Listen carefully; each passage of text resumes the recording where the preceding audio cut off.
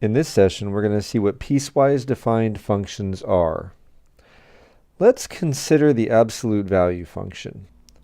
Being one of our basic functions, we know what the graph looks like. So if I can just draw a rough little sketch here, it's a V with a vertex at the origin. And we could think of this as having kind of like a split definition. That is, we could say that the absolute value function could be written as f of x is equal to x in the region where x is either positive or 0. In other words, the output is the same as the input as long as the input isn't negative. So we say it's equal to x if x is at least 0, right? Greater than or equal to 0. However, to the left of the y-axis, if the input is negative, that is, then we change the sign on the input to get the output, right? So f of x could be said to be negative x if x is negative, right? So in other words, change my sign if I'm negative. Don't change my sign if I'm positive. That's basically, or 0. It's basically what the absolute value function has us do. This is what we call a piecewise-defined function now. That is to say, it's defined in pieces. The rule that I use varies depending on where I am on the x-axis. So in this section, we're going to be graphing various piecewise-defined functions, and then something a little different at the end. So our first example is sketch the graph of the piecewise-defined function f of x is equal to, now it's got two different rules. It's equal to 3 if x is less than or equal to 4. It's 3x minus 9 if x is greater than 4. If we're not sure how to deal with this, we can use an xy table. And we're going to get away from that pretty quickly here. If I put in numbers, say, -1, 2, 4, for instance, those values are in the interval where x is less than or equal to 4. Therefore, the outputs for those inputs is going to be 3. We use the first rule for that. If I use inputs such as 5, 6, and 7, then since those are in the interval where x is greater than 4, I'm going to use the other rule. So 5 times 3 minus 9 is going to be 6. 6 times 3 minus 9 is going to be 9. 7 times 3 minus 9 is going to be 12. These outputs I'm getting because, again, the inputs are in the interval where x is greater than 4. So how do we graph this? Well, we graph it in pieces. If x is equal to or less than 4, then the function value is the constant 3. So that's going to be a horizontal line with a closed dot at 4. It's actually the point 43, because for that part of the definition, the interval is x is less than or equal to 4, and so it includes that value. The numbers where x is greater than 4, 5, 6, and 7, we have the point 5, 6, 6, 9, and so on. It's a linear function with a slope of 3. Now, a lot of folks will draw this graph and think they're done with it, or they'll put an open circle at 5 to indicate it's less than, but not less than or equal to, or greater than, or whatever. But that's not actually the case. There are a lot of numbers between 4 and 5. So the second graph that we drew, it needs to actually come all the way down to where x is equal to 4. Now technically that one would have an open circle at its end, but here we have a coincidence of an open circle and a closed dot, and in such a case the closed dot will always win. In other words, for this function there is no gap. Ultimately the function is horizontal at y equals 3 all the way up to where x is equal to 4, and then it becomes a graph with a slope of 3 and continues on in that fashion. And I'd like to consider the domain of this function, which is given in the intervals.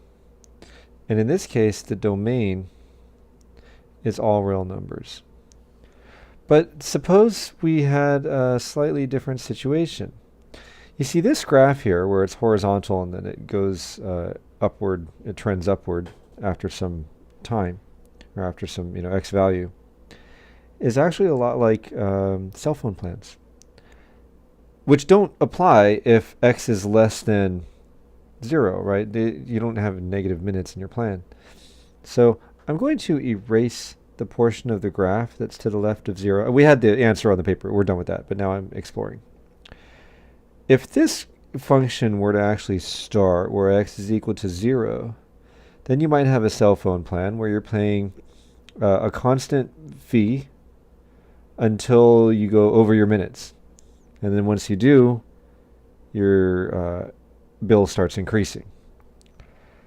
If this were the definition, then instead of f of x being 3 if x is less than or equal to 4, we would have f of x is equal to 3 if x is between 0 and 4.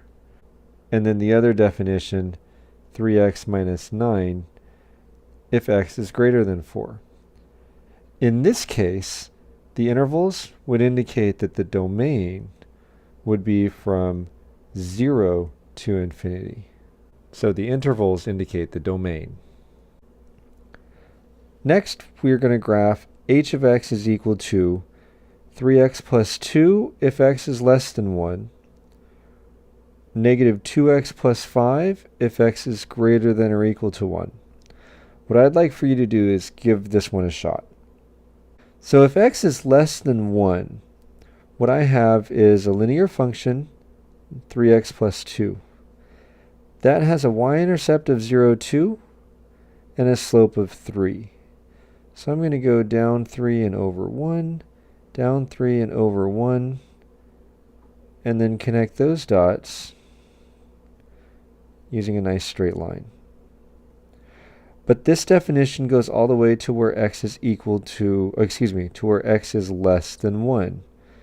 In other words, it should stop at x equals 1, but I shouldn't include the point where x equals 1 in that definition.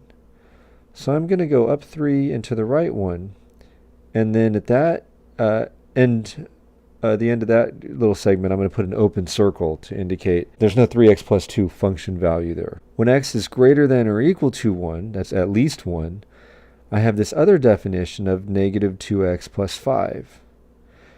Now that function would have a y-intercept of 5 and a slope of negative 2, and would cut down and as a linear function and then just keep going. However, if I draw that starting at the y-axis using that y-intercept of 0, 5, then I have a coincidence of graph, essentially. In other words, what I've just drawn fails the vertical line test. Since this is a function, I cannot fail the vertical line test. It has to pass. I'm going to consider h of 1 so I know where to put plot a point. H of 1 is going to equal negative 2 times 1 plus 5. In other words, h of 1 is going to equal 3. So to the right of 1, I have a graph that starts at the point 1, 3. So let me plot that with a closed dot there because that point actually is on this segment of the graph.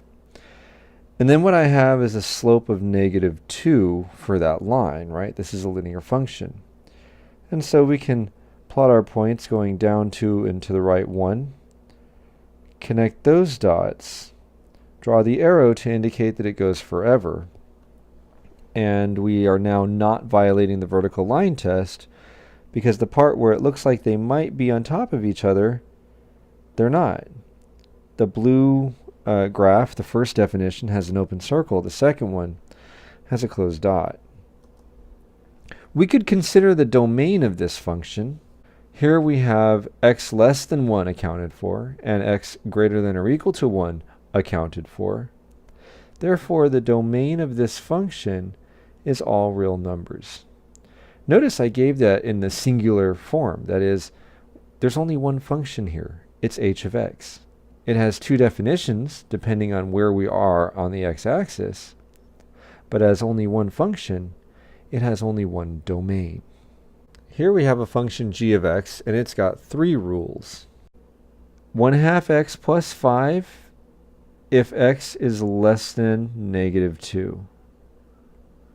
X squared if x is between negative 2 and 2 inclusive. That means that they were or equal to. 1/2 x plus 3 if x is greater than 2. What I'm going to do is draw these graphs separately on separate sets of axes, just so we get an idea of how this is going to be pieced together. Before I do, why don't you go ahead and draw these three graphs on your grids. Okay, so I've drawn these three graphs. First, the graph of the linear function y equals 1/2 x plus 5, and then the graph of the squaring function, and then the graph of 1/2 x plus 3. Now, let's turn our attention to the intervals over which each piece is defined. The first linear function, 1/2 x plus 5, applies when x is less than negative 2. Therefore, it's going to essentially stop when x is negative 2, and I don't actually have that graph to the right of x being negative 2. The parabola only applies to when x is between negative 2 and 2. So, to the left of negative 2, I have no parabola, and to the right of 2, I likewise have no parabola. The third definition only applies when x is greater than 2. And so, I have that third linear function, 1/2 x plus 3, to the right of x equaling 2, but it's not present to the left of x equals 2. So I have a blue linear function to the left of negative 2. I have the red squaring function, the parabola, between negative 2 and 2. And then I have the gold or yellow linear function to the right of x equals 2. Let's kind of Frankenstein these together and put them all into the same set of axes. First, I'm going to color coordinate the axis itself. To the left of negative 2 is what I had drawn in blue. Between negative 2 and 2 is what I had drawn in red. And to the right of 2, I have what I drew in gold. At 2, I can look up at the definitions and see that the parabola was the winner when x was equal to negative 2 and when x was equal to 2. So I'm going to put red dots on the x-axis. This is not part of the function. It's just trying to help you understand what it is we're doing. And then technically I would have blue at the endpoint of that graph, a blue circle, and then a gold circle at the endpoint of that graph, right, at negative 2 and 2, respectively. Quick glance up at what I'm supposed to be drawing here. And I'm going to draw the linear function, the parabola, and then the other linear function, all in the same set of axes. So this is my Frankenstein function. I went ahead and I didn't bother with the closed circles and the open, or closed dots and the open circles, because the endpoints of each one matched up where the sections joined. Ultimately, our graph is going to be the linear function to the left of x equals negative 2, the quadratic function x squared between negative 2 and 2, and then this other linear function to the right of x equals 2, and this is a graph of our piecewise-defined function. We can see from the graph or from the intervals that were given above that the domain of this function is all real numbers. I know we weren't asked for it, but that doesn't mean I don't need to teach it to you. Finally, we are given the graph of a piecewise function, and we are asked to write the function itself. The first thing I notice is that the piece that has an arrow going to the left is a linear function. It's got a positive slope, and its endpoint is an open circle, and that occurs where x is equal to -2.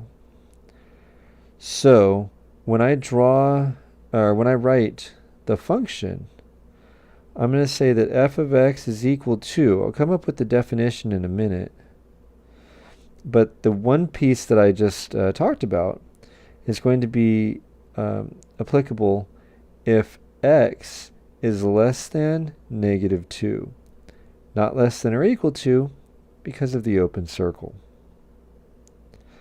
The other piece that starts at -2 and goes down to the right has a closed dot when x is -2.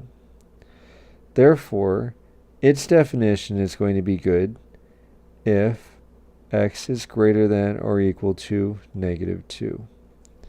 The arrows indicate that we have a domain of all real numbers again. And now it's left to us to figure out the equation of each line. So for the blue one, I have 2 points that are indicated. One is -4, -3, that's on the line. And then -2, -1, that's where the open dot is, but we can see that the line would go through that point if it continued. So what I need is the slope between these 2 points. And whether I use the slope formula or just start counting rise over run, I can see that the slope is equal to 1. Now I need the y-intercept. Well, if we refer back to our equations of lines video, or your knowledge thereof, we can use y equals mx plus b to come up with the equation of that line. I'm going to use the point -2, -1. So y is -1, that'll go in place of y. M is 1. X is -2, so that'll go in place of x. And then I need simply to solve for b. So -1 is equal to -2 plus b, which gives me that b is equal to 1.